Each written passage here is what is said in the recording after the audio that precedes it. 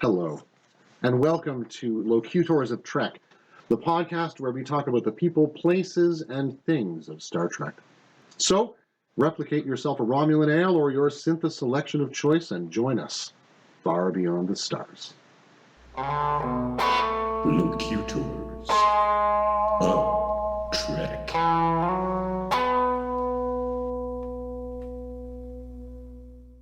Program initiated. Enter when ready. This is our inaugural flight, our pilot episode, our maiden voyage. First contact. Our first contact. Hailing frequencies open. My name is Dave. And I'm Davin. And this podcast is sort of born from the Genesis planet of our own original project together, a band that we call Plain Simple Tailors. It's a subtle reference. It's a Star Trek.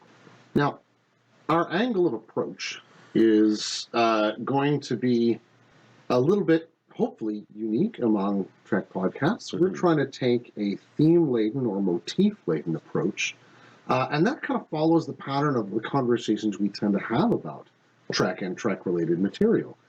And what that really means is that we'll tend to talk about a particular theme as it relates to Star Trek, and then we'll end up constellating episodes kind of along that line.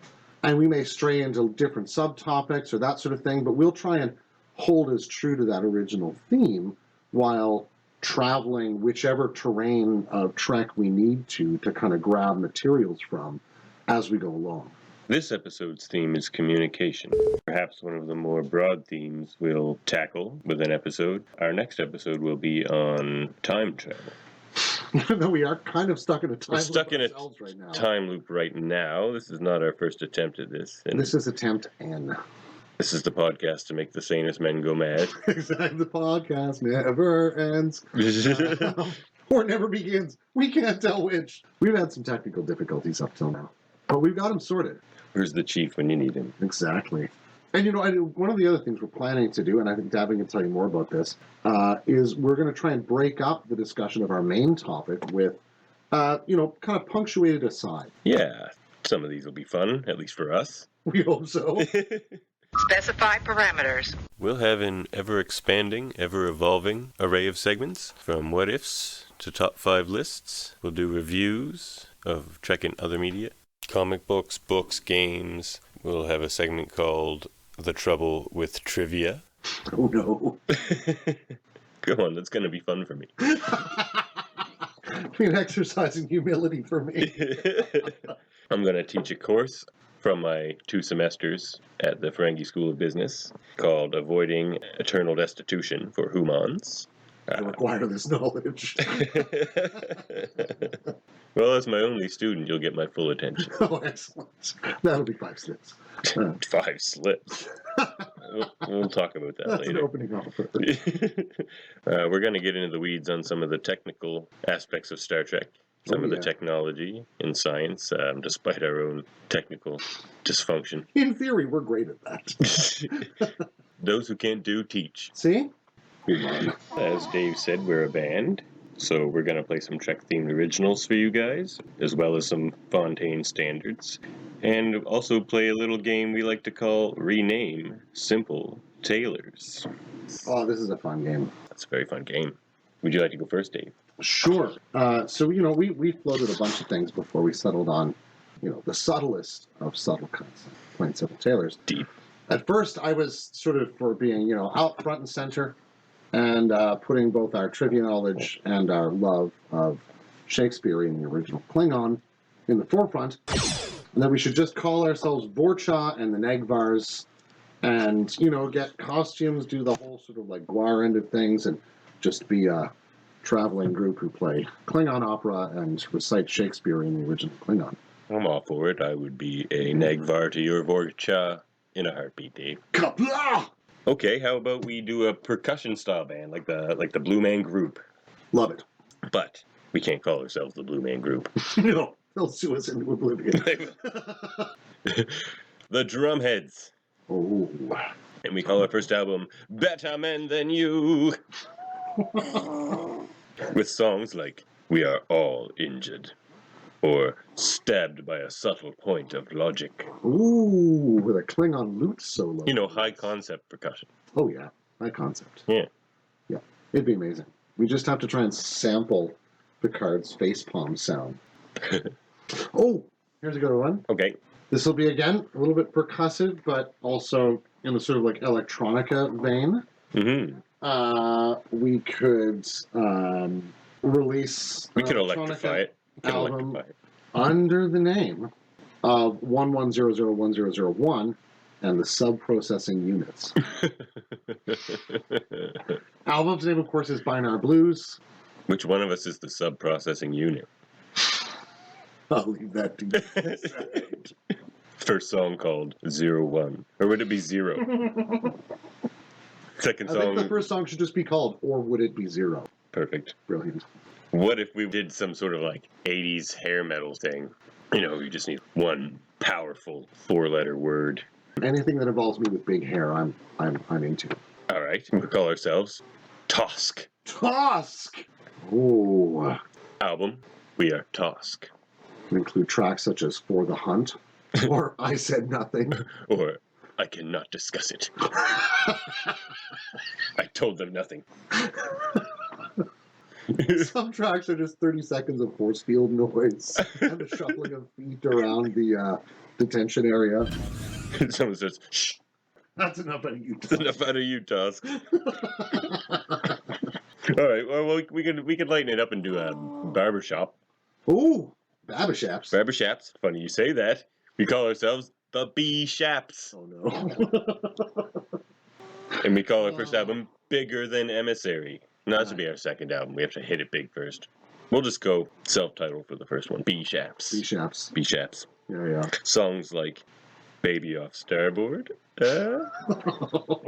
Move Along Home. Move Along Home. The second song is just The Second Shap. Excellent track. Excellent track. That's our hit.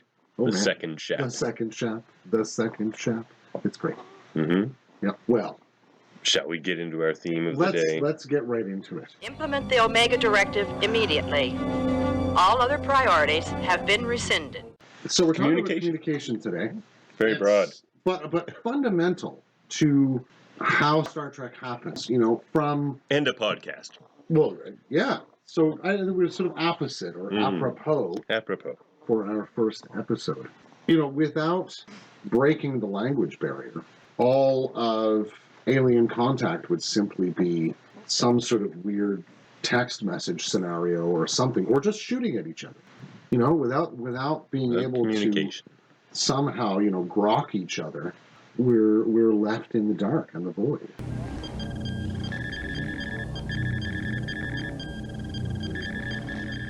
Let's do our first techno-babble. All right. Let's talk about communicators. Beep, beep. Over to you. Over to me. Over to you. Over to me. Over to you. Over to me. Over. Now, did I hear that in real time, or was there a delay? Now, there's a great question, though, eh? Mm-hmm. Because, as soon, as, say, Riker boops his chest from the planet and says, Riker to Picard, Picard's hearing Riker has a strong boop. Oh, yeah. Oh, it's a Betty boop. Mm-hmm. So...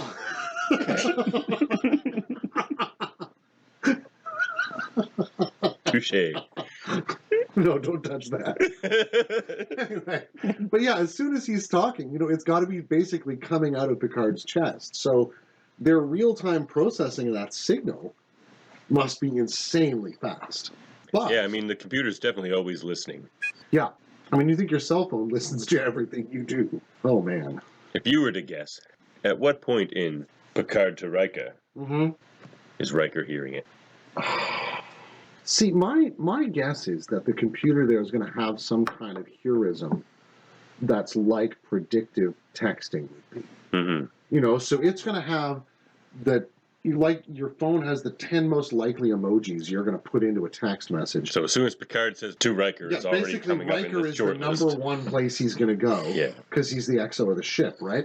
But other than Picard to Mott, you don't stay that slick by accident. That's true. And I think you have to schedule with Mott. Yeah, I mean, to me, Picard to Riker would probably be the computer's first stop.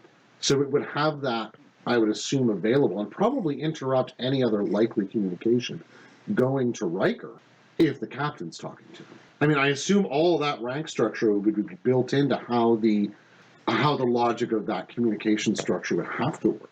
And, really, basically, the only thing faster than data was the Enterprise's core computer, right? So if anything's going to do it, it's going to be able to.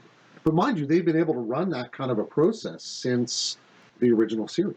Because we know they have communications ship to shore.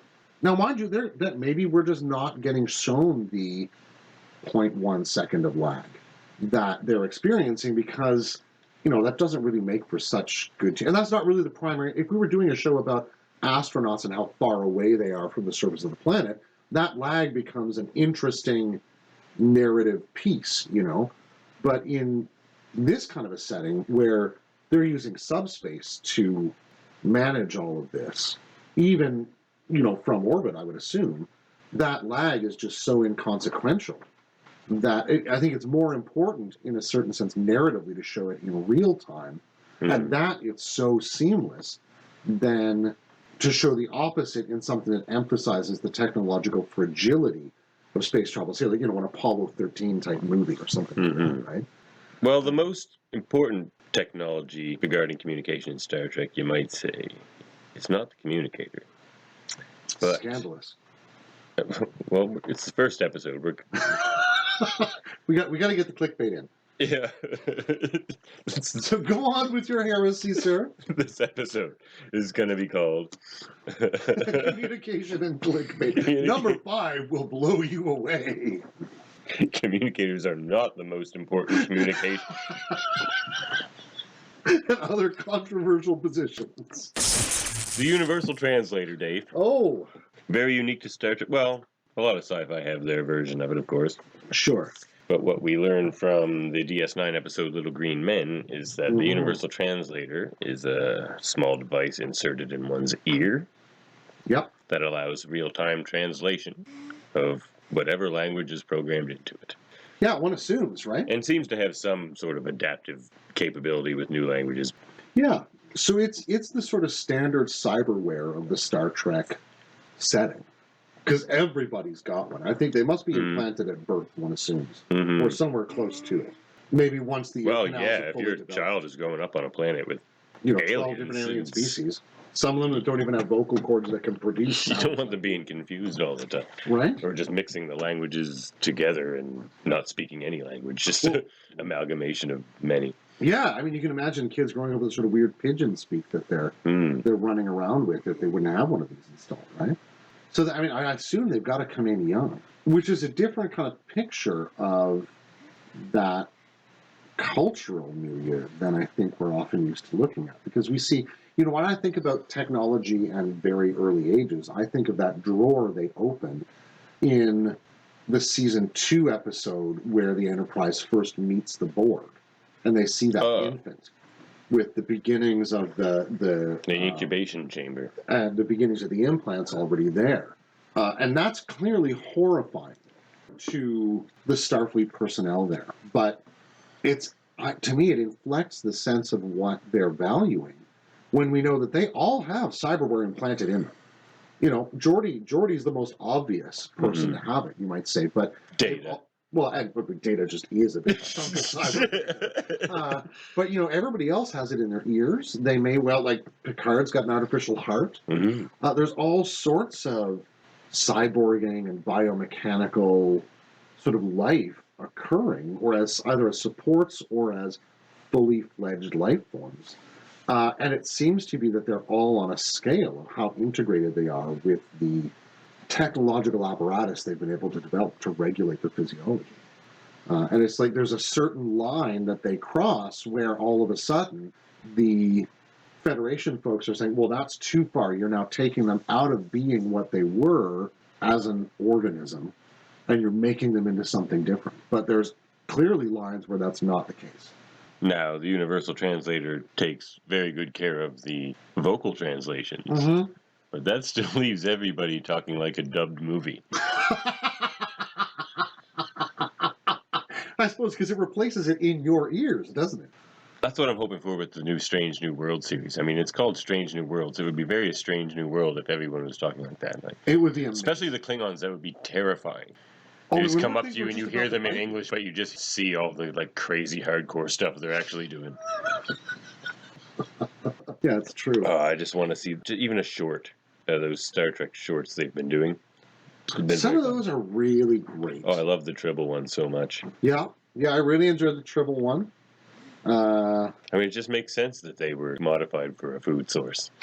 The Federation Born really pregnant. is unwittingly the Klingons' greatest enemy.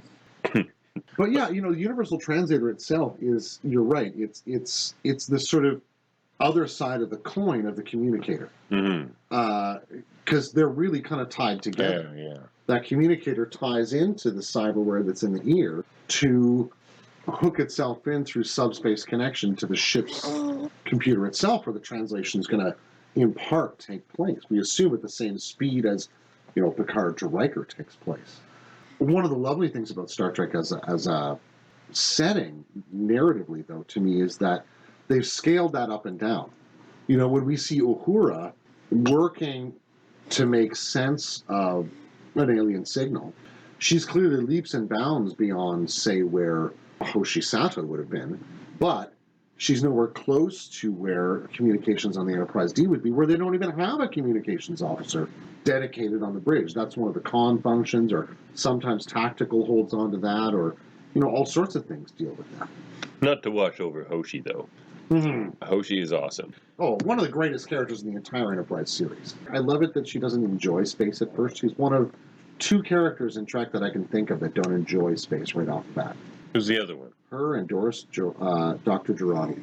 Oh, Yeah, Agnes Girardi. I like Agnes. Yeah, great. Oh, man. I just enjoy watching Alison Pill play basically any part. Me too. It's pretty much great. But universal translators, Mm-hmm. what about when they do not work? Oh, there's interesting ways they don't. I mean, that happened often in Enterprise, of course. Sure. It was a great narrative device for them. But something that comes to mind for me is Rai and Jiri at Lunga. Rai of Luani. Luani under 2 moons. Jiri of Ubaya. Ubaya of Crossed Roads at Lunga. Lunga, her sky gray. Rai and Jiri at Lunga. Rai and Jiri at Lunga. I know both of our favorite episodes. Oh, gosh. Darmok has got to be one of the greatest Star Trek. One of the greatest single episodes of Star Trek. It sort of just encapsulates the idea of Star Trek. Absolutely, in one episode. yeah. And our theme communication. Yeah. Now, for those of you who don't recall what Darmok is about right off the bat, this is an episode about an encounter between the Enterprise D and the children of Tamar, who are The Tamarians. A species that the Federation has met several times, but they've never been able to establish regular communications with. They can't even understand what they're saying for the most part. And so they've met them again at the planet Eladrel, which is way out in the far reaches of where the Federation ever goes. And because the Tamarians just take up a position there. And the Federation ends up sending the Enterprise out to meet them, I think. And then their first words to the Enterprise crew are Rai and Jiri at Lunga. And why the Universal Translator fails is because it's not a language gap between the Enterprise and the Tamarians. It's a communication gap. Oh, yeah, really well put. That's an excellent point, because they can get all the phonemes and the grammatical structures and the verbs and the nouns, but they still have Her sky clue gray, what to we say. know what a gray sky looks like. Yeah, but what the heck, Luani under 2 moons, actually, what does Data say here? The Tamarian seems to be stating the proper names of individuals and locations. Thanks, Data, for the tautological Thank you, statement. Mr. Data. Yeah. Ever insightful as always. And, so, Picard moves to what he would move to, right? Which is offering, a mutual non-aggression pact between our 2 peoples, possibly leading to a trade agreement and cultural interchange. Does this sound like a reasonable course of action to you? Dave, that's one of the funniest things you've ever said. The Tamarians love it. It reminds me, the ancient Greeks. Where the ancient Greeks had this word, barbaros, from which we get our word barbarian. Mm-hmm. And what they meant by that were people who barbared, right? Because I've been known to barbar on occasion. everybody that didn't speak Greek was basically just going bar bar bar bar bar bar bar bar bar to there. Bar bar bar. And that's what I feel like how the Tamarians are reacting. Like, look at them. They're just making all kinds of funny noises that don't mean a damn thing. Why don't they just say what they mean? Oh, these crazy people. Exactly. And so if we pick up with the Temerians, do you want to be Dathon or the other Temerian? You're a Dathan. Oh, thank you. You're a Dathan, I a appreciate poet captain if I've ever known one. Oh my god, our third host is starting to stir. Yes, we also have a 3-week-old co-host as well. Yes. Didn't have a lot to say in the early beginning of the podcast, but Wait till we get talking about Kalis, then she just won't. Then she'll just be all talk. she loves Kayla. She's a good Klingon child. Mm-hmm. Yes, you can hold a ballot already, can't you? Yes. Okay, I think we're good. Wait, maybe we're not. Hold on. What's up, baby? You good? You want to go back to sleep? So we're gonna recite this initial dialogue between Dathan and his number one, and then try to translate it Mm-hmm.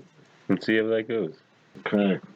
So right after Picard offers, the sort of bilateral non-aggression pact, the Temerians laugh, and then Dathan's number one comments, Kadir beneath Momote. "The River Tamar in winter." Impressions number one. So Picard and Riker have a bit of an exchange. They appear confused. Dathan is looking at the view screen. Oh, Incoming transmission. Hello. And Dathan intones, "Shaka," when the walls fell. Darmok. Darmok. Ryan Jiri at Lunga. Shaka, when the walls fell. Zima at Anzo. Zima and Bakor. Darmok at Tanagra. Shaka. Mirab, his sails unfurled. Darmok. Mirab. Tamar. The river Tamar. And at this, Dathan takes his aide's dagger and his own and holds them out. Darmok and Jalad at Tanagra. Okay, so let's do what the universal translator cannot and try to translate this. Mm-hmm. So first we have Ryan Jiri at Lunga. Mm-hmm. 2 people and a place. And a clue to what Darmok and Jalad is going to be about, right? I like it that they begin with this other story that is, again, a character and character at place. Mm-hmm. And I guess that's sort of like the beginning of any story. Sure. Yeah, that's fair enough. Gandalf and Frodo at the Shire. Yeah. Gandalf and Bilbo at the Shire. Set scene. Precisely. Yeah. Really, it's almost like the title of the story, but it's essential character as well. Here's how this one starts out. And then we give more information. Raya of Loani under 2 moons. And maybe that's some condition that's befallen Loani. Maybe that's a characteristic. A time of year? Maybe it's easy to see both moons from where Loani is, geographically on the planet. Jiri of Ubaya, a different person from a different place. Mm-hmm. Ubaya of Crossroads at Lunga. Ubaya of Crossroads at Lunga. It seems to put Lunga and Ubaya closer together than Loani and Ubaya, or Loani and Lunga, you might say. So this might be a meeting of 2 people, one of whom is closer to their sort of home base than the other. And the Crossroads could be Dathan sees that his civilization was moving in this direction. Uh-huh. And the Federation or Picard or the ship that he's come across is moving in this direction, and this is the crossroads between their 2 societies. Sure, so he's absolutely. just like, here's where we meet. Let's see if we can work this out. Well, it would make sense with the general kind of town you put at crossroads, right? I mean, towns that are situated on or near crossroads or major highways tend to be, if you look back, say, in Hotels and gas stations. Hotels got market towns, right? Or way sites. Mm-hmm. And so this is a meeting at a way site, but what kind of meeting is it? I think that's what we get in that last sentence. Lunga her sky gray. But I mean, what do you make of that? Uncertainty. Uncertainty, okay. It's not a sunny day. It's not a stormy day. The sky is gray. It could go either way. Yeah. And then we have the sort of the bookend, Ryan Giri at Lunga. So here we are. Now we understand what the situation is, Exactly. Ryan Giri at Lunga. And then the next thing they Kadir beneath Momote. yeah, and this following laughter, Hmm. right? Picard was being ridiculous. Fair. Cultural interchange. I mean, what is he going on? What kind of story is that? What is this? But yeah, I mean, Kadir beneath Momotet sounds like some sort of, you know, it's like he's saying, you know, Keystone Cops or something, you know, and so he's sort of commenting on what kind of humor he's finding here. That's what it feels like to me, because his boss then turns around and says, "The river Tamar in winter," basically, like, Be stop quiet. it, Yeah. shut up, be quiet. That's enough of that. Yeah. He's like, they might understand what you're saying right now. Yeah, well, Whoa. they're at least going to get your laughter, Yeah. face. And you know, the script indication here is that wipes the smiles off their faces. Mhm. So I think we get a clear sense of what the dynamic is, even if we don't know what the story of the River Tamar is at this point. And then Shaka when the walls fell. Dharma. We shot him when the walls fell reads to me as though they're implying something like the biblical story of Jericho. You know? Yes, he's trying to remind him of something that, if they don't tread carefully in this moment, he's indicating something bad could potentially happen unless we do this absolutely right. Like, this is more important than it may seem. Yeah, and so he suggests his course of action, which is just a one-word paragraph, Darmok. And so to, you know, his first officer, the indication here again is aghast. Darmok? Ryan Giri at Lunga. You know, we're not there yet. We're still at uncertainty. Let's not make any decision about how we want to proceed just yet. You don't want to be Darmok. He's like, Darmok involves doing Darmok involves considerable risk. Yeah. Ryan Giri at Lunga, we at least play our cards a little closer to the chest here. Now look at how many metaphors we've been using. Cards close to the chest. All, you know, just in our conversation here, you know, we're not that far from the Temerians, but we just know our metaphors really well. No, I really just like hope they do. I really hope they updated the Universal Translator after this. Oh, you'd hope so, eh? That'd be a whole new field of study, just trying to update that. New algorithm. Yeah. And so Dathan responds again with Shaka when the walls fell, which I think means, no, that's not going to work. Like, we can't stay there. Yeah. Then Zima at Onzo. Zima and Bakor. Yeah. What do you think he's suggesting there? Well, I think Shaka and the walls fell also indicates failure. Well, it seems some alternate plan for a meeting. Yeah, it almost looks like he's trying to seed more doubt in Dathan's mind. That's probably a really bad case scenario. Zima I see what you're saying. You're like, what if it turns out like this? Yes, exactly. I was wondering. like beyond even Shaka when the walls fell, which could be failure. He's just like, yes, and beyond Shaka and the walls fell, what if Zima at Onzo? It could go that way. Yeah, you want to go that way. In that sense, that Temerian's role very closely mirrors Worf's dialogue later in the scene, where in his analysis he says, a contest perhaps between champions, our captain against theirs. You know, even the shape of his dialogue. A battle of champions, yeah. Exactly, right? Like, his dialogue is very stylized in that moment. A contest between champions, our captain against theirs. It almost mirrors the way the Temerians are speaking. And his role really much mirrors Riker's as well, whereas he's clearly this whole time is just trying to protect his captain. Like Riker with, you can't go on a away mission, Captain. Yeah. It's very dangerous. Precisely, yeah.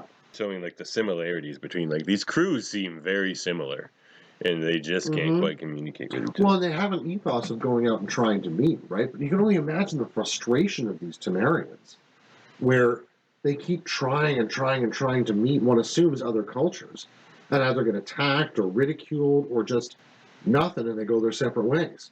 I think that this Ryan Giri at Lunga. Exactly. They're just always at Ryan Giri at Lunga. They can't stay there. Shaka when the walls fell. And so... It's almost like Dathan's had enough of it. He's had he too just said many no. of these. And so he says, Zima Anzo, and he says, Darmok at Tanagra. You know, that's where we are. I'm Darmok at Tanagra. We're Darmok at Tanagra. To which his number one freaks out instantly. Shaka. He's like, no. Marab, let's get out of here. He's just like, you're thinking that kind of stuff? Let's just get out of here now. Exactly. And he just kind of, Darmok. And he's like, no, Marab, let's go. To which Dathan, of course, is going to reply, Tamark, the river Tamark, discussion over, we're done, we're doing what I say we're going to do because I'm the captain. No, Mr. Wolf. Exactly. Takes out his 2 daggers as though to seal the point of this metaphor, right? And it says, Darmok and Jalad at Tanagra. Yeah. Which is really the name of... I am Darmok, he is Jalad, Eladrel is Tanagra. That's what we're doing here. Beam us down.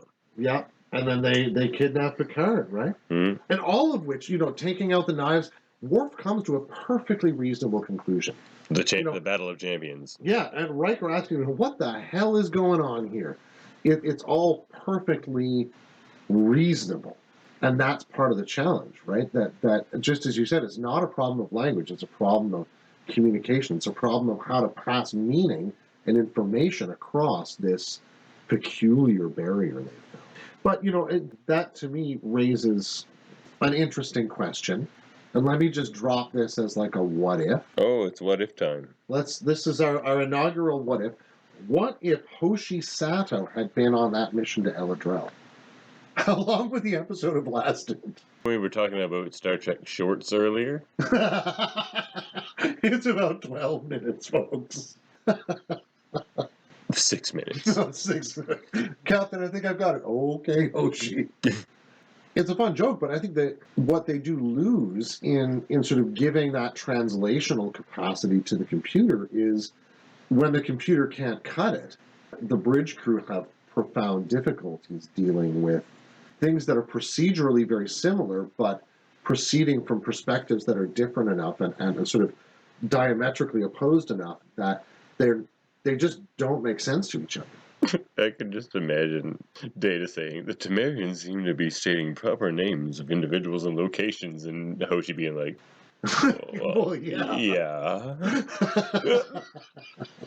It's true. Hoshi was very sarcastic. Don't mind him, he's positronic.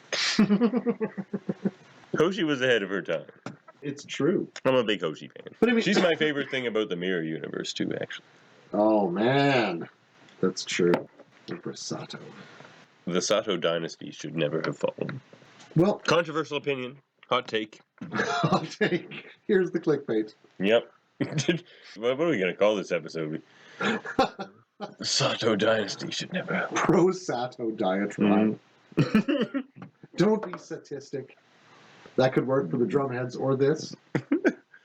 Madman declares Sato supremacy. Oh. Tune in next time. All of these things will never be addressed again. Anyway, back to the sort of main point. One of the things that I think gives Hoshi a lot of strength is that they, in terms of being a translator, is that they do a lot of initial encounters, right? Like, she has to actually practice that getting a language really fast from pretty much the first episode, where she, just abysmally fails at attempting to talk to a Klingon, for the most part. Well, and, in the sense that she would have to practice first contact, just like the rest of the crew would, I think it kind of gives you a kind of glimpse of what the Federation ethos is and where it comes from. And it does come, I think, in large measure from April 5th, 2063.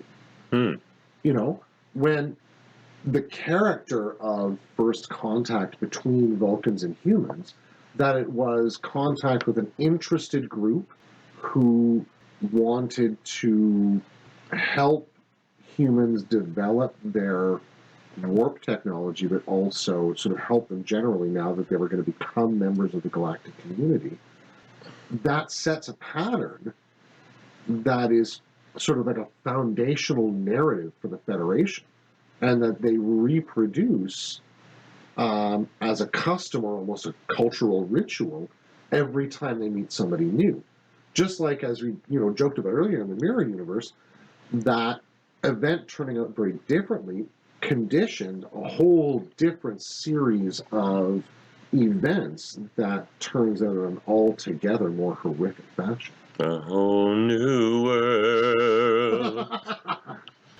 Of horrors and tortures and genocide. No flying carpets in the Mirror Universe. As you can tell, we're a band. So musical. So musical. But yeah, I guess what I'm saying is, the character of that First Contact is something that humans as a species end up wanting to repeat, and it drives them so hard that they end up being instrumental in the creation of the Federation, I think, partially at least on that basis. TNG hit on First Contact a lot. Mm-hmm. As you said, the episode First Contact. Oh, yeah. With the Malkorians. Oh, yes. Not to be confused with a Malgorian, a three-headed Malgorian. Oh, yeah. Not the same thing at all. So indecisive. Yeah, it's true. And interesting, Malcor 3, right? So they're in a similar position in a way in their solar system to what Earth would have been. And I think there's parallels to our own sense of looking around even at this moment in our history and asking, are we alone? What does it mean if we discover, and indubitably that we're not? That episode, it almost feels exactly like the reaction our planet would have. How do you mean? Well, in a best case scenario, because the leader of Malcor, very reasonable individual. Mm-hmm. Yeah, he's given opportunity in a number of scenes early on in the episode to show how he's both sensitive to who his people are, but recognizes the kind of transitional moment they're in, He seems to consider the short-term consequences, but certainly appreciate the long-term effects of his decisions. Sure, that question even how they're going to develop as a culture sort of moving forward. Yeah, even just keeping that scientist lady, I forget her name, but keeping her program going despite his advisor, who's his main opposition, basically, in this episode. His wishes. The security minister. The security minister, yeah.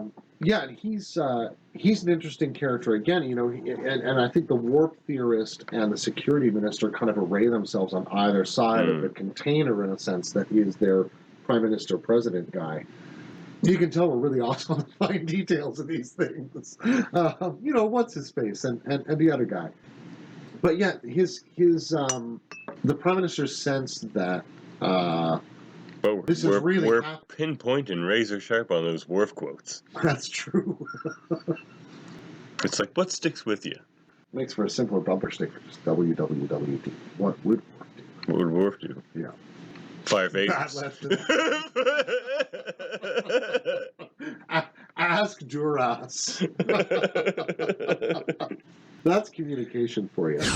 Well, I guess what I'm getting at with the similarities to the reaction today's society might have, or at least in the ideal circumstances, is the security minister's reaction seems like the opposition such an encounter would have now, which is let's lock down, for national let's security. not have any contact or limited contact.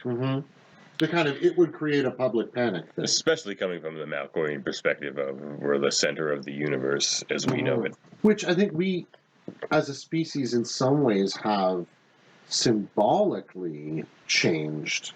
But I think in some ways, mythologically or like psychologically, we still think we're pretty much the center of the universe a lot of the time. Yeah. But also leads me to my favorite part of that episode, when Picard is talking to the leader of the Malkorians. And he tells Picard how his daughter asks him each night how his day was. And Picard asks him, well, what will you tell her tonight?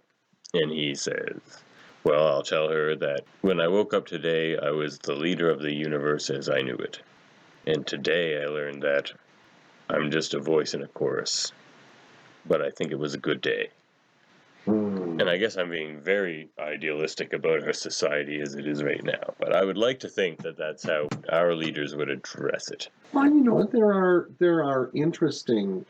I mean, there are groups in the world today that are intent on realizing that agenda. Well, I think the CE5 movement and some other groups who want to try and develop protocols around how to look for peaceful contact with whoever our neighbors might be. And you can evaluate the quality of those groups' missions or statements or ethos as you will, but I think it's interesting that kind of a push is literally happening on our planet today. I wonder if there wouldn't have been movements like that on Malcor 3 as well that would have been understood to be pretty fringe, Well, and I think what also helps that first contact in this episode is Picard, and I would hope that such a thing would happen with us today, is he did approach the scientist first, the warp scientist, and she played the intermediary between her leader and Picard. Well, I wonder if that wouldn't be one of the standard moves, right? In a sense, she takes on the symbolic role of Zephram Cochrane, right? So they always want to be the person to meet Zephram Cochrane in a way, But also, what's her Steppenwolf? Oh, there's a great question. That's an idea for an original tune right there. Just call it "What's Her Steppenwolf." What's her Steppenwolf? Yeah, man. To be continued. We'll get back to you on that one. To be determined at a later date. Mm-hmm. We'll try to snap our cute fingers and will as many of these things into reality as we can. Willing things into reality by imagining them out ahead of time. Mm-hmm. I mean, that's what else is the conceit of Far Beyond the Stars, but the communication of hope for something better in the future that, if the episode is to be read correctly, realizes itself in a dynamic, non-linear fashion. Far Beyond the Stars. We plan to revisit that, my favorite episode, in a supplementary episode that we plan to do from time to time about different episodes, actors, characters that we feel could use a little extra focus. Garrick, for example. Simple Taylor? Well, maybe not. You're right. You're right. Speaking about tailors and things, it does make me think about other forms of communication. Mm-hmm. And two that in particular I think Deep Space Nine does maybe with a more finely wrought image than some of the others managed to, just because it has that emphasis on a kind of serial storytelling, just deceit and temporality. Well, speaking of Deep Space Nine, this is probably a good place to declare our biases. So, Dave. Yeah. Why don't you tell myself and the listeners your favorite character, show, and movie? Oh. See, favorite character is Picard. I Captain, my captain. Yes, exactly. I love many characters very close to as much as I love Jean-Louis Picard, but he's my captain. Ultimately, he's my captain. And we've talked about this, and like every time we talk about it, I kind of waffle one way or the other, because my first Star Trek series really was TNG, and the first episode, like the first moment of TNG, I remember the most was Worf being stabbed by those 18th century pig soldiers. Q gives Riker Q powers, and he declares himself a field marshal and all sorts of weird things. Mr. Worf, eat any good books today? Micro brain, macro head. Oh man! But and I think when I was first encountering it, that episodic quality of TNG hit me right where I needed to be, because I could chew on each story as an individual piece. And I remember such a good entry point, but it's absolutely. I lost the thread of Deep Space Nine after a while, because I was ending high school, starting in university. I wasn't able to keep up with it in the same way. And nevertheless, when I came back to it years later and really started getting kind of in a concerted way trying to understand the whole logic of the thing, TNG and Deep Space Nine end up being very, very balanced in my mind. Because there are particular episodes of TNG that they're very different. Sit for me as some of the real heights, like Darmok, or Best of Both Worlds or Chain of Command or there's a number of episodes. Tin Man, for instance, Drumhead, you know. Measure of a Man. Measure of a Man. Yeah, absolutely, right? But on the other side... Lower Decks. Oh, Lower Decks is a great episode. I love that episode. And, you know, in a certain way, Ensign Rowe, which is almost like the premise for Deep Space Nine in a way, right? You know, put that together with Best of Both Worlds, and you essentially have the beginning of... I think they had tried to cast her originally. Yeah. And they ended up going with Nana Visitor because they needed another really strong person to be playing that Bajoran presence, right?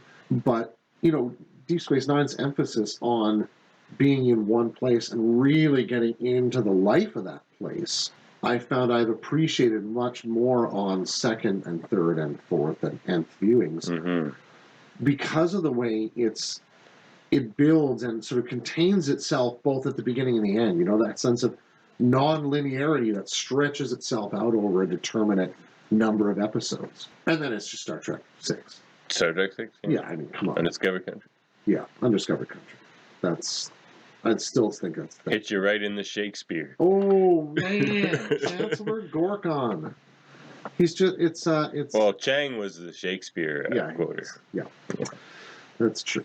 But you've never heard Shakespeare until you've heard it in the original Klingon. That's true.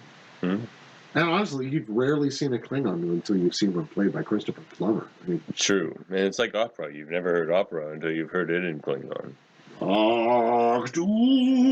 Surely you must know one theme from Mach-2 and Milota. Milota! Sorry, Dave and I spontaneously sing Milota every now and then. It's from our portrait of the Negh'var days. Yeah, it is true. So how about for you? It doesn't hurt that I would watch the actor that plays my favorite character read a phone book. Benjamin Lafayette Sisko, father, warrior, gourmet chef, emissary of the prophets, but lifts his front leg when he winds up for a swing. From the broken and uncertain place we find him at the beginning of the series to the elevated and ascended place that we leave him, it's just an amazing character journey, and I find him very relatable as well. Like you must also find Picard. You remind me of Picard in a lot of ways, Dave. You're talking about my baldness, I think. I wasn't gonna go there. Thunder away there. I just love making ball jokes. Because Cisco is also bald. Oh, that's true. Well, eventually. Really? Well, honestly, in the Star Trek future, everybody would have to be willingly at that point. That's true. The medical technology is there to cure baldness. I'm sure they've got it. Yeah. Like, that's a hypo spray. Yeah. I mean, it's just that sound. It's so satisfying. Oh, God. They make it from Beatles. It's not fun for the Beatles. My Beatles snuff days are done. Well, it's hard on the nose. Yeah, and the Beatles. Beatles. Well, when you came back from Ferenginar, you were kind of a wreck. So I only lasted 2 semesters. Too much Beatles snuff. 2 grubs aplenty. But no, Deep Space Nine though. Oh yeah, and film. Oh. I'm assuming series is Deep Space Nine. Series is Deep Space Nine.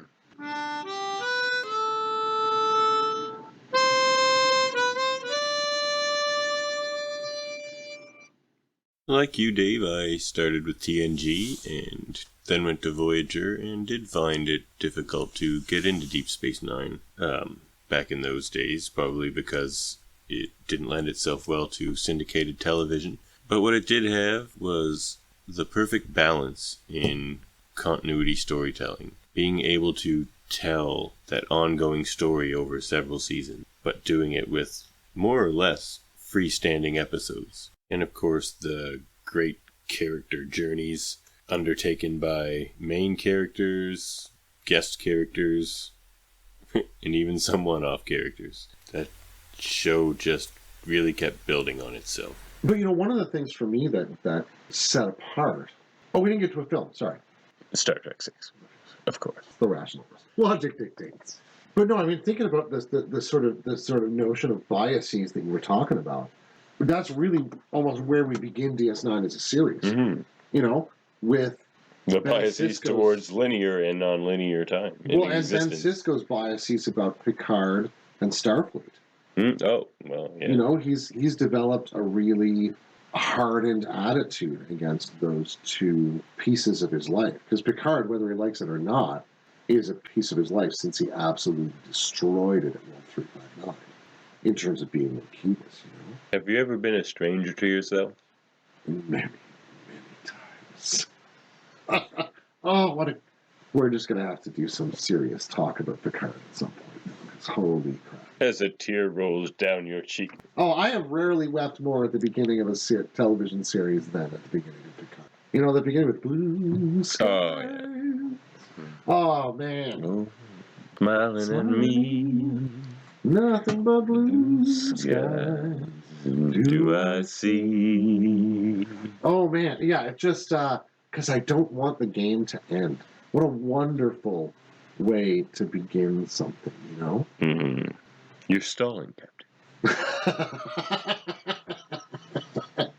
And it's a big circle in that sense, you know? That first series of Picard draws a big circle, but the beginning of DS9 also charts the beginning arc of a circle that takes 7 seasons to close, you know? That sense of the atemporality of the prophets and their just total bafflement at the thought that anyone could live without a full, transparent knowledge of their own existence from one end to the other. It's delightful. Bad things could happen. I mean, anything could happen. Yeah. Why would you choose to live in that manner? You could play baseball. Hit a home run. You could strike out. You could explode a pigeon. Part of me wishes that had happened in the Deep Space Nine episode, but that might have been a bit silly for their aim. It legitimized the analogy. Mm-hmm. It did legitimize. He's like, baseball, anything could happen. I'm like, well, you know, quite a few things can happen, and then pow! Yeah. It's like, oh, you're right, anything could happen. Yeah, what was the pitcher's name again? Randy Johnson. Randy Johnson. Go search it on the YouTubes, folks. Yep. Randy Johnson, pigeon will probably get you there. Oh, man. It happens fast, but it's amazing. But yeah, that sort of submission to uncertainty, that living in the place of Ryan Jiri at Lunga, with Lunga and Sky Gray, is in a certain sense the condition of mortal being, as Sisko is expressing it in that way. And then he finally convinces them of the possibility of a linear existence. Mm-hmm. So then they think he's a liar. And they've got the ace up their sleeve. Yeah. Yeah. Okay. You could live a linear existence, but you're talking to us here, but you exist here, over here. And here is a set of destroyed quarters on fire on the USS Saratoga, as it's just about to be, well, abandoned. To which he says, no, that's not linear, but I can't find a way to live without her. Mm-hmm. And they're like, well, that's not linear.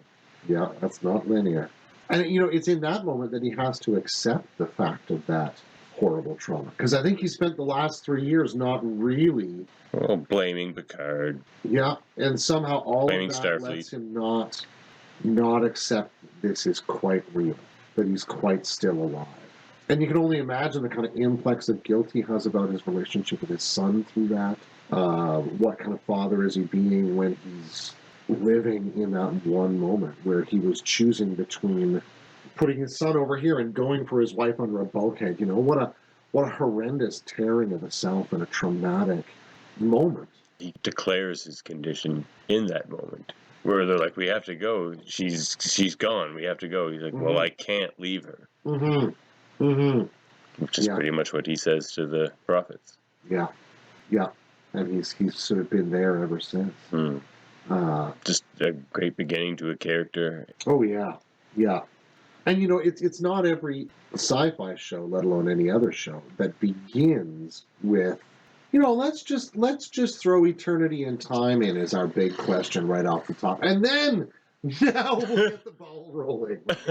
Yeah, you know, you've met the gods, so now let's start the story. Mm-hmm. It's in some ways a real crazy way to start things, but it's beautiful because it gives us this sort of grand scope within which all of these other actions are held, and so many of the actions on this sort of, you might call it the kind of level of the promenade, as opposed to inside the wormhole, are so shot through. They're like everything is a mixed bag, you know. Yeah, there's not a lot of black and white clarity in Deep Space Nine as a series that way, and I think that's important, right? Because you're sort of in the mud, you're in the trenches, whenever you're not inside the wormhole with the prophets. You know, another form of communication that comes up in Star Trek a lot is telepathic and empathic communication. And an episode that comes to mind, I know, is a favorite of yours, Tin Man. Oh, Tin Man. Yep. Where we have Tan Elbrin. Oh, I yeah. believe I have that right. Yeah. Tan Elbrin. Yeah. Former patient of Deanna Troy's. Yeah. Who suffers from his condition is that he was born fully telepathically enabled. So from no age, he was constantly experiencing everyone around him all the time. It's like a sort of reverse Bendai syndrome almost, you know, which is something Sarek and Vulcan, of course, suffered. But the episode, I love it because he's so alone. You know, Tam Elbert is so alone in the sort of deluge of selves, you know, that are available to him. And bombarded with. Yeah, because nobody's quite like him that way anywhere he goes. I mean, how many people on Beta Z are born like him? Not a huge number. No, they don't seem to be a huge number that are even fully telepathic. Yeah, exactly, right? I mean, Waxana is particularly gifted, right? Yeah, the lovely thing is it's sort of these two solitudes that are headed toward each other. I love the moment where Deanna realizes that Tam Elbrin's been in communication with Tin Man on some level for hours or days, and they're still light years away from this creature. There's an order of ability operating that far exceeds even Tam Elbrin's capacities, but is nevertheless kind of drawing him like a magnet, because I think it's this study in sort of how we get to real intimacy with something else, right? Like how we get to real interchange with another self that disarms us and actually ends up being healing. Because, you know, I mean, Tin Man's lost so much and has been alone for so long, given its lifespan. And so has Tam Elbrun on his relatively, you know, comparatively minuscule lifespan, that they're curiously fitted to each other, you know? Yeah, I find it a really poetic episode that way. And Tam Elbrin seems to be communicating with Tin Man on a telepathic and empathic level. Sure. Whereas Deanna is just empathic. But she does a similar thing with the squid-like entity in Farpoint. Sure.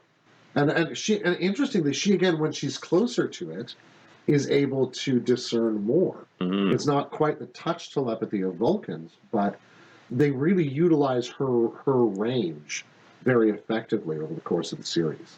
Vulcans seem to have a very limited non-passive telepathy. Takes a mind meld. Sure, unlike with, say, Betazoids, where it's more like a faculty like hearing or smelling.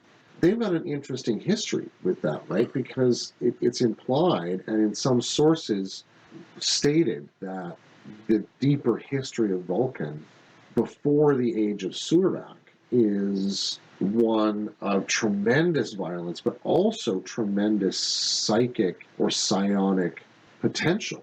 Right, the Stone of Gaul, for instance, which shows up in TNG. And interchange. Yeah, and the ways in which warlords on Vulcan were able to weaponize their own psionic potential, both in terms of the psionic resonator. Yeah, exactly, right, and in terms of sort of purity tests of their own followers, where they had to undergo long mind melds to ensure that they were still loyal, for instance. Shows that I think the Vulcans end up having a kind of taboo distaste for psionics for a long time that we see just beginning to thaw and crack over the course of the Enterprise series. Well, it's such a more intimate thing for them because it takes such a more personal contact to do, like with Sarek and Picard. Sure. But that's something it would appear the Betazoids can't do, is have that deep exchange of information and feeling and Mm-hmm. Mm-hmm. that a Yeah. mind meld does. You know, the mind meld may be one of those closer things that humanoids may ever feel to the Great Link, which itself seems to be a kind of telepathy, or at least dissolution of the barriers of the self. Or collective.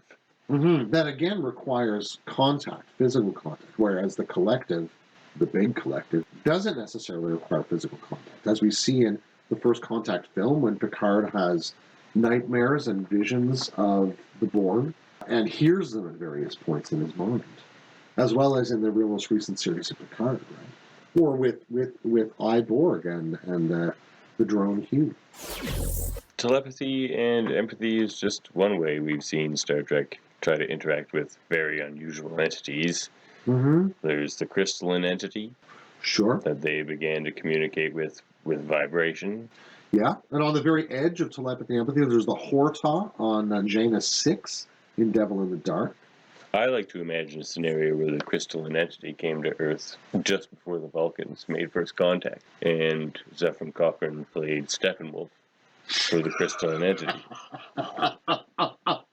Just heard it and turned left out of the system. Not going there. Well, and you know, there's the crystalline entities are a really interesting creature in that regard because, well, we don't really know the material structure of the crystalline entity, but creatures of that Silicon-based life, I think. Maybe I would assume so. Well, that takes us in a whole different direction, which is home soil, right? Another silicon-based crystalline style entity, where we have many parts make up the whole form of life. Well, another collective of a sort. Mm-hmm. Right?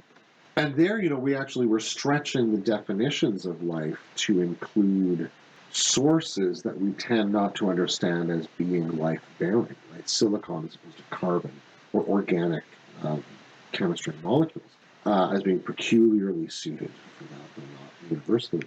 That's what an ugly bag of mostly water would say. It is what an ugly bag of mostly water would say.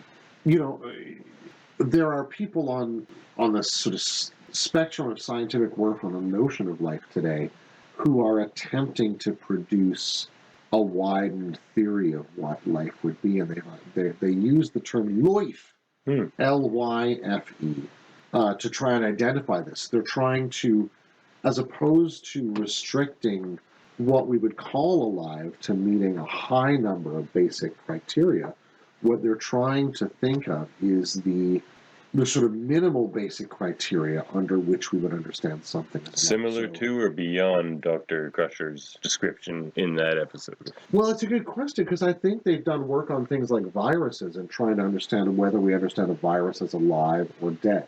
Or, well, alive or just inanimate, let's say, as opposed to, I apologize. Alive and dead are kind of a dyad.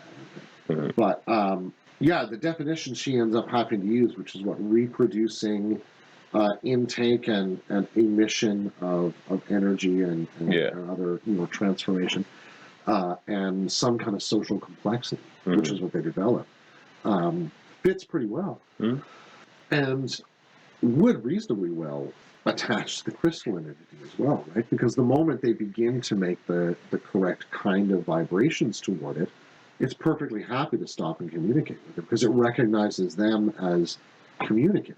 You know, who knows if it wasn't just going by things the way we might go by scum in a pond and not really think of it as peculiarly alive or having its own purposes, you know? They're just so different in scale, it's kind of ludicrous. You know, we haven't talked much about the Wi-Fi of the Star Trek world, which is subspace, I think. Might be a terrible analogy, but I'm going to go with it. All right, go for it. Run with it. Subspace. Very important. Yeah. It's what allows the communication to happen faster than travel happens in Star Trek.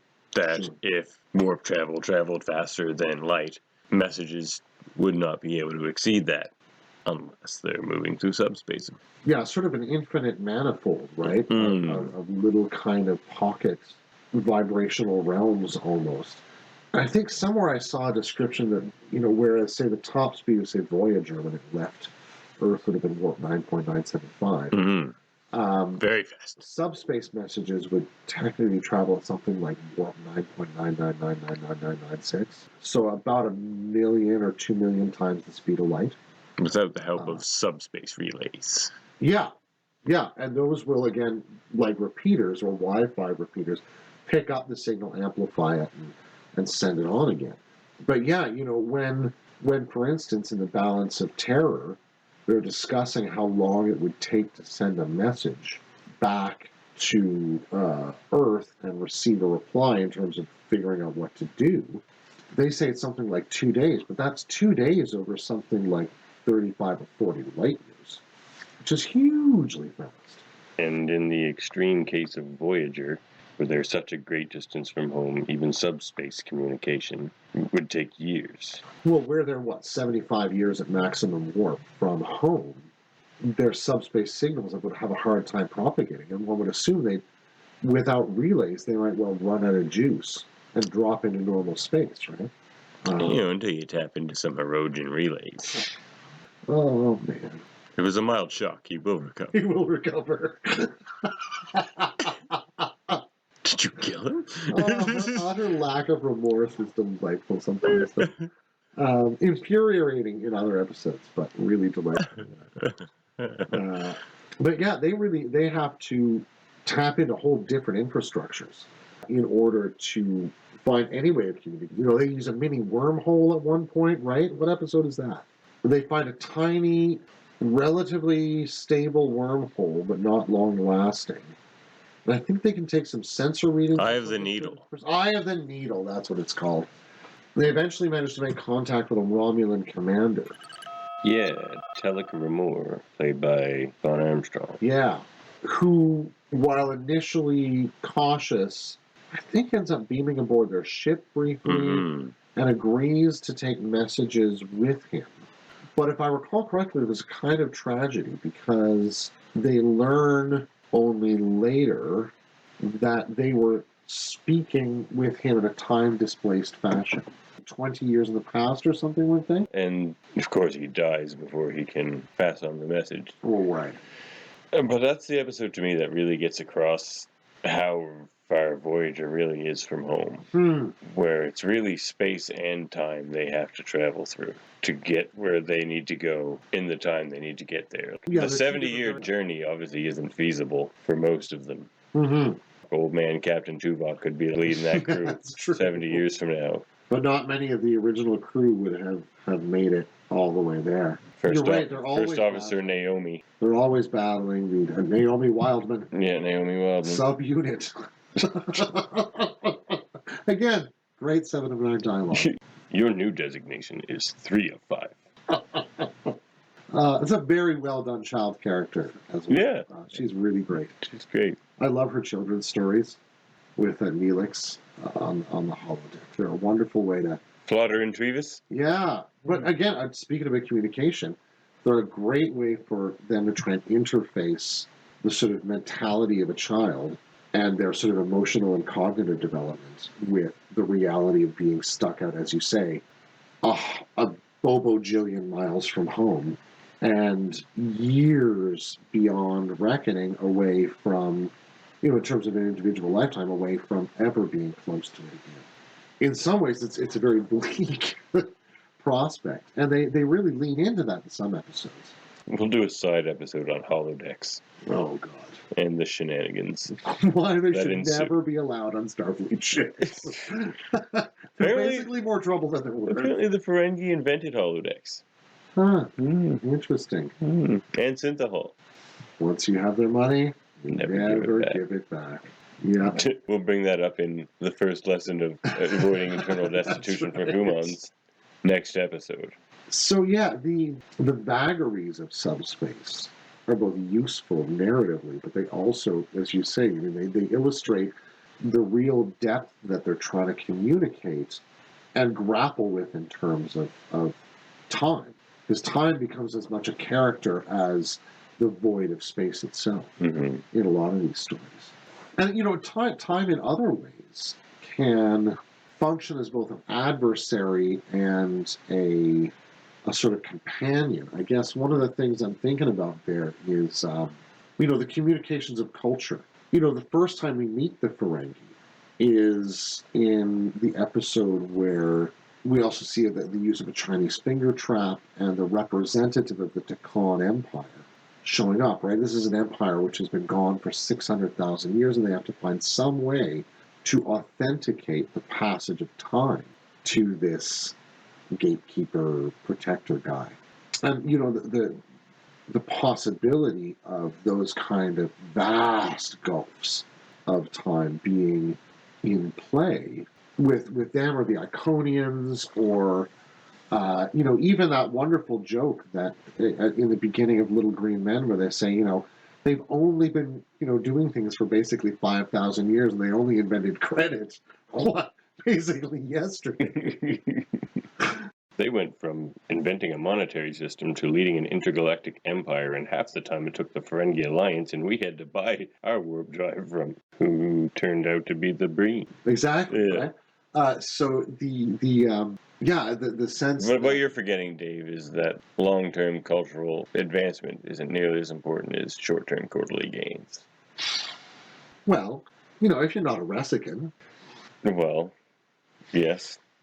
they have no short-term quarterly gains remaining. No All more. they can do is play the long game.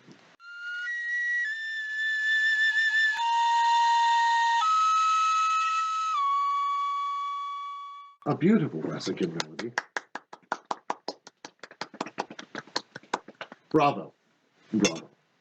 Was I clapping for myself? You'll never know because this is a podcast.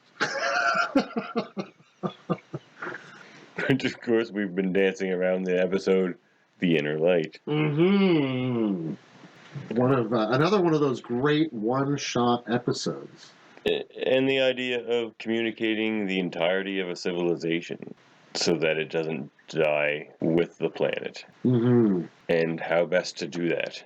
Yeah, we sent a Golden 78 out on Voyager 1. These guys encoded the lifetime of an individual.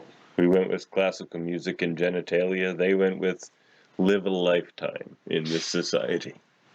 Also genitalia.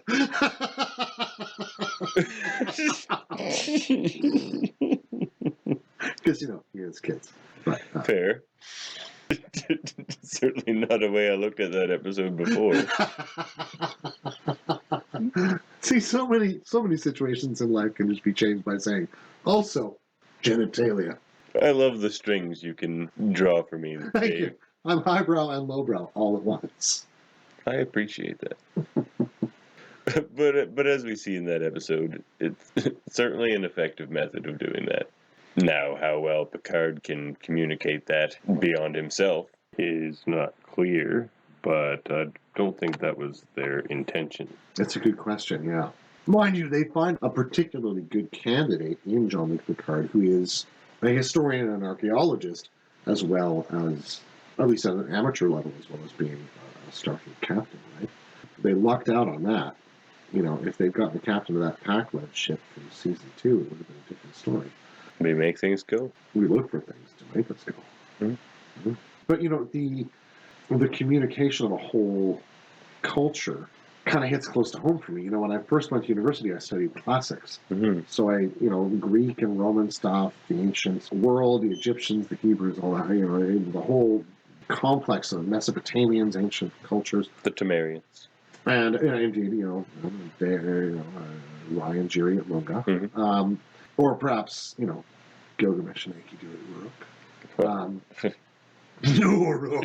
Uruk. Anyway, but, distracting us with your puns. That stuff became very close to my heart in ways that I felt it began to come alive in some sense to me, and the moments where I really feel successful in those studies are when I catch the real sense of what's happening in a story. The way the Greeks will say, they wouldn't necessarily, the ancient Greeks wouldn't say, he didn't come anywhere near me. They would say, he didn't come within far of me.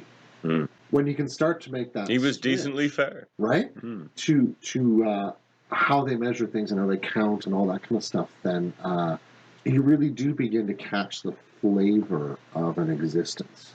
That for me is what is the beauty of learning languages. It's one thing to say, I don't know what that is. but it's another thing in Italian to say non sono sicuro. I am not secure about that. It has a different, even though it ultimately translates to I'm not sure, I don't know, it has a different timbre, a different flavor to it, you know? And that's often what I get from that episode, Inner Light. Here's where I challenge you Okay. to name a moment in Star Trek that comes to mind for you when you hear the theme communication, or the word communication. A scene, an episode, a moment. Well, for... as a bit of a bookend. Yeah. For me, one of the moments that strikes me for communication, and it's sort of funny, but the whole episode in a certain way is about communication. Are just watching Jean-Luc Picard make those bizarre noises at the Shellyak.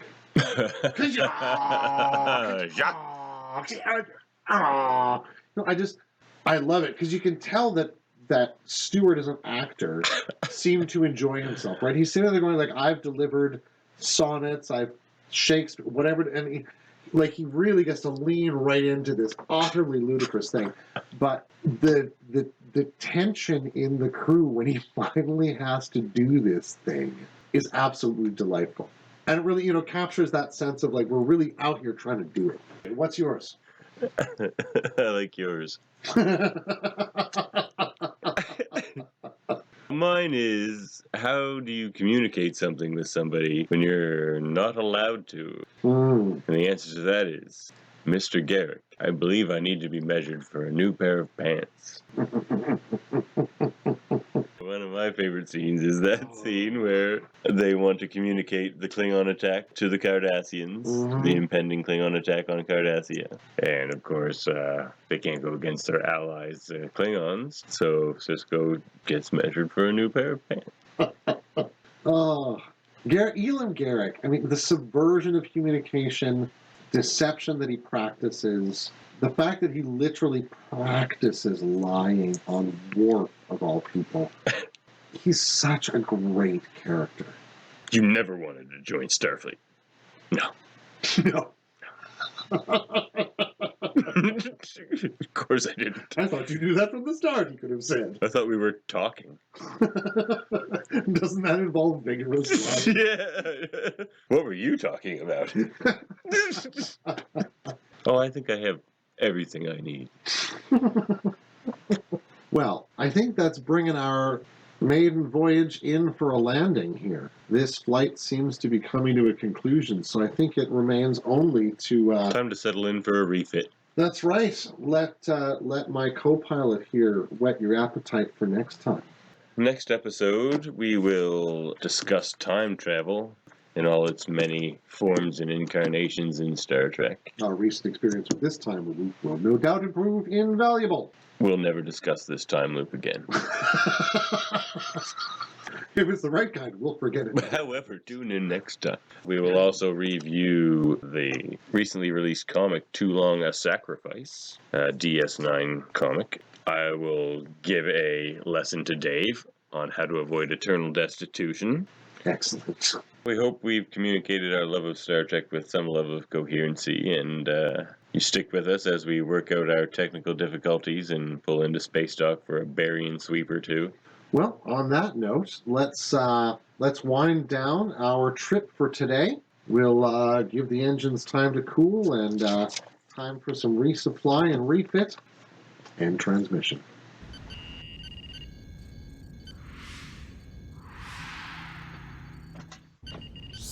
Vic? Where's Vic? Vic? Anybody seen that hologram? Fellas? Well, Fontaine's away. We can still play. Let's go. Let's do it. 1, 2, 1, 2, 3.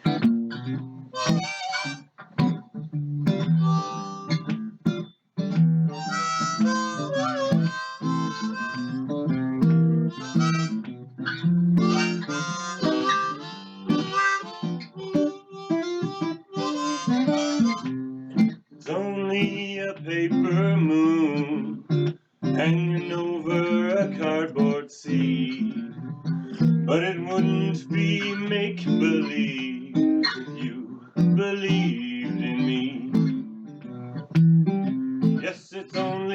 a canvas sky hanging over a muslin tree. But it wouldn't be make-believe if you believed in me.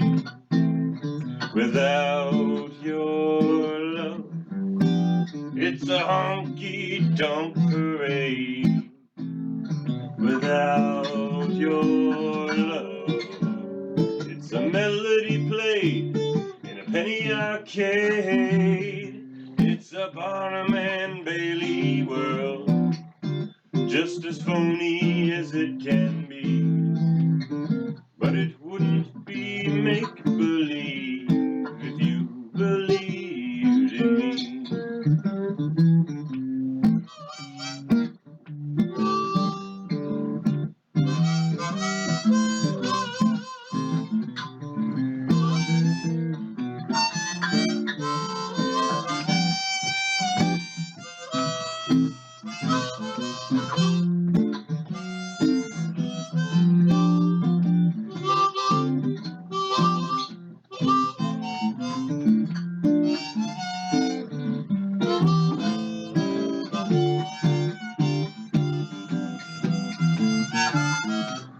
It's a Barnum and Bailey world,